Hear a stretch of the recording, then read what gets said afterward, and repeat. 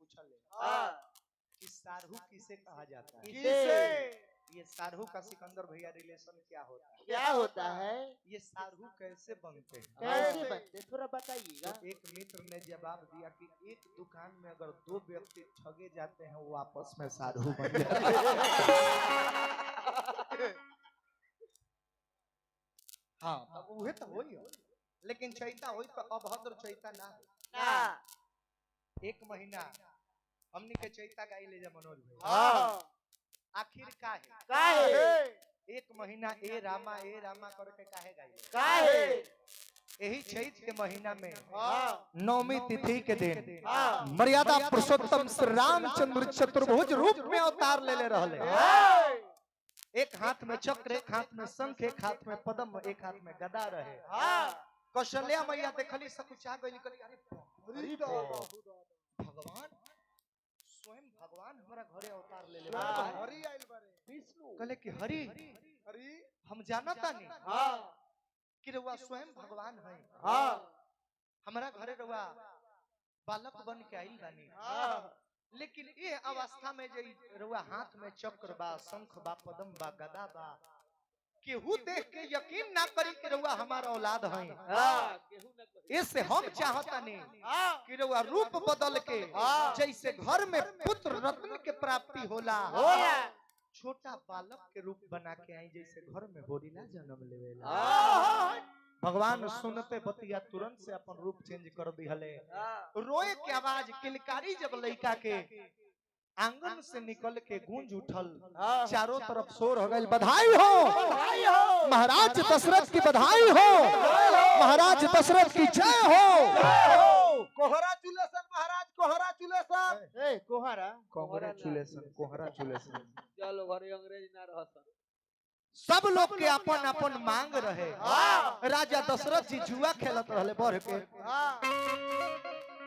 सब लोग गांव के वासी लोग कुछ पौनी पसारी लोग खबर लेके पहुंचौले बा राजा दशरथ जी के पास। आ जाके कहता लोग की बधाई हो महाराज की, जय हो। दशरथ जी कहले कि का खुशी बा, कौना खुशी में ही जयकार होता। सब लोग कहता कि ऐसे ना बताई, ऐसे ना बताई। दशरथ जी पूछनी कैसे? तो रानी लोग कहता पौने पसारी लोग कि अरे राजा जी खजानवा दे दो, अरे रानी जी गहनवा दे दो, अरे कि बाजी नाम जीरा ऐसे हीरा रतनवा दे दो, अरे तो राजा जी खजानवा दे दो, रानी जी गहनवा दे दो।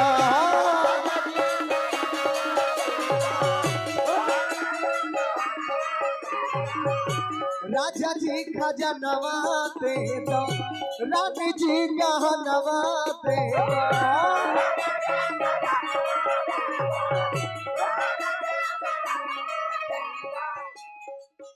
ये पुरस्कार राम जी के जन्म में मिलल बा, दिल से प्रणाम।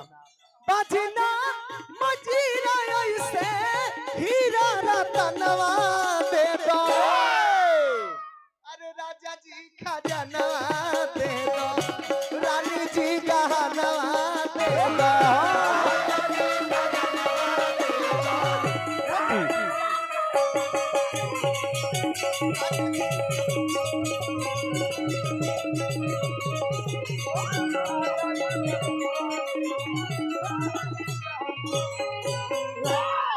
नवमी तिथि मधुमास पुनीता, शुक्ल पक्ष अभिजित हरि प्रीता, मध्य दिवस अति शीत न घामा, पावन काल लोक विश्रामा, है प्रकट कृपाला दीन दयाला कौशल्या हितकारी, हर्षित महतारी मुनि मनहारी अद्भुत रूप विचारी, लोचन अभिरामा तनु घन श्यामा, निज आयुध भुचारी, भूषण वरमाला नयन विशाला, शोभा सिंधु खरारी।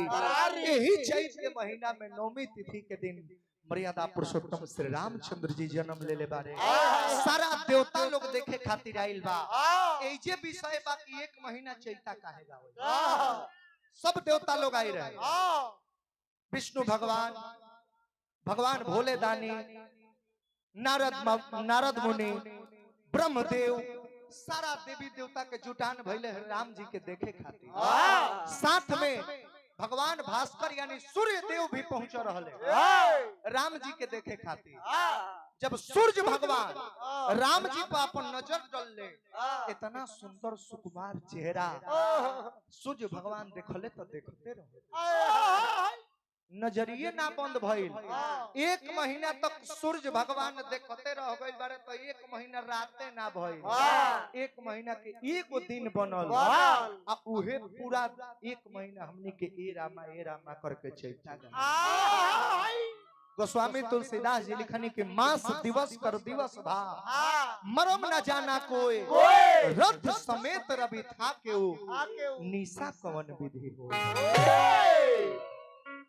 धीरे धीरे दिन बीतता, राम जी के जन्म भइल बा। तई जाएगो तनी चैता उठा द बबुआ। अबे कुर्सी आवे ओनिए से हो से ना ना रे। ए रामा विकास कुर्सी ले। राम जी के भइले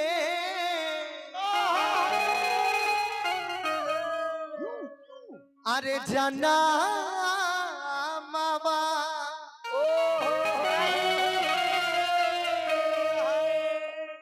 ए रामा देखे हो खाती, अरे देखे खाती देवालो गयाइले। आप लोग भी उठ देखे खाती देवालो गयाइले,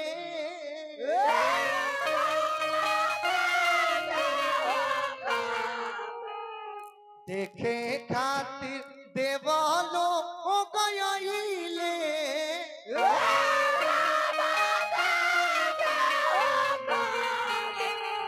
देखे खातिर देवालो गयाइले।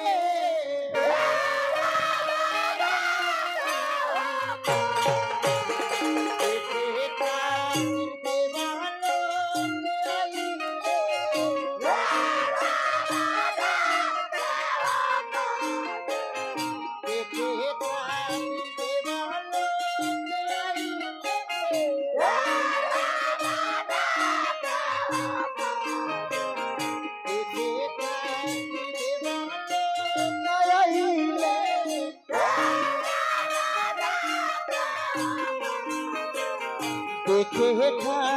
देवालो आइले,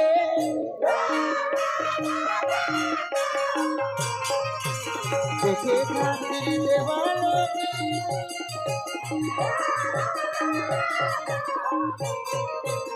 देखे खातिर देवालो आइले, देखे खातिर देवालो आइले,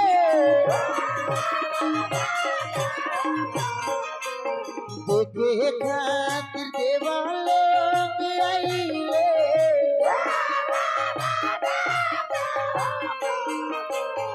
देखे खातिर देवालो आइले,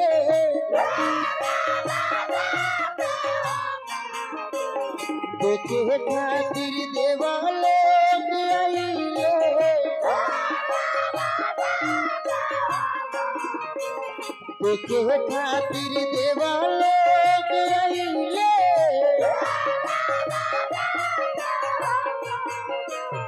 देखे खातिर देवालो आइले,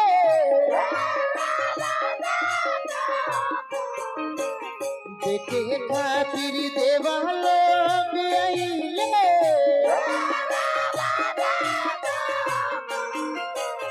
देखे खातिर देवालो आइले, देखे खातिर देवालो आइले।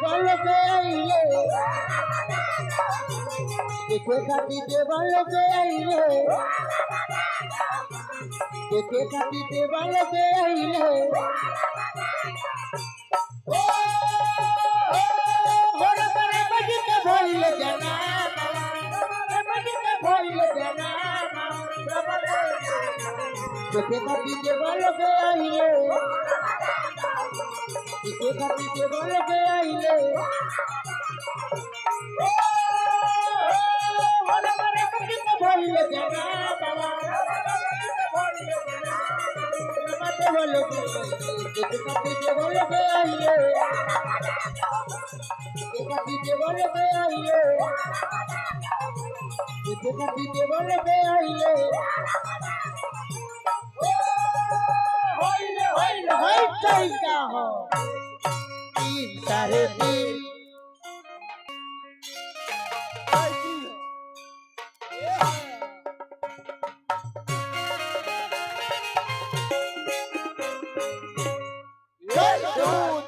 साढ़े 3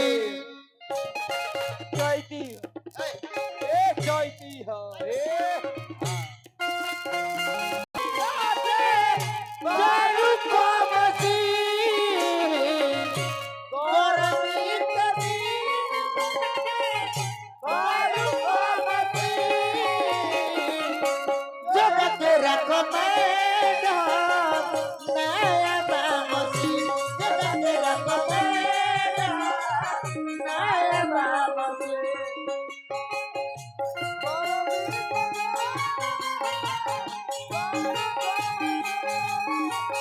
गरमी कभी दारू को मसी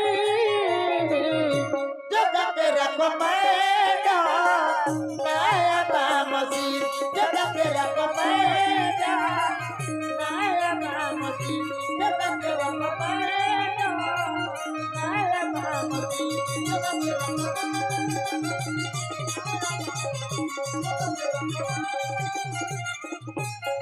चल चल चल होने चल सब आगे सब आगे सब आगे सब खच्चर खच्चर भइले जन्म हो रामा भइले जन्म हो भइले जन्म हो रामा भइले जन्म भइले जन्म हो भइले जन्म भइले जन्म हो भइले जन्म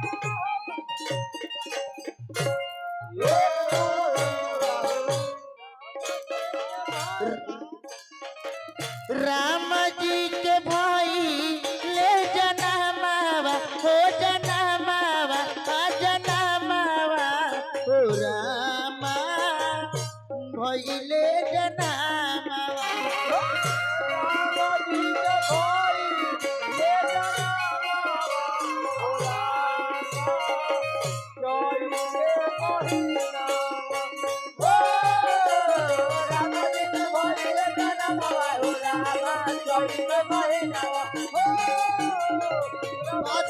रामा ये रामा चैत के महीनावा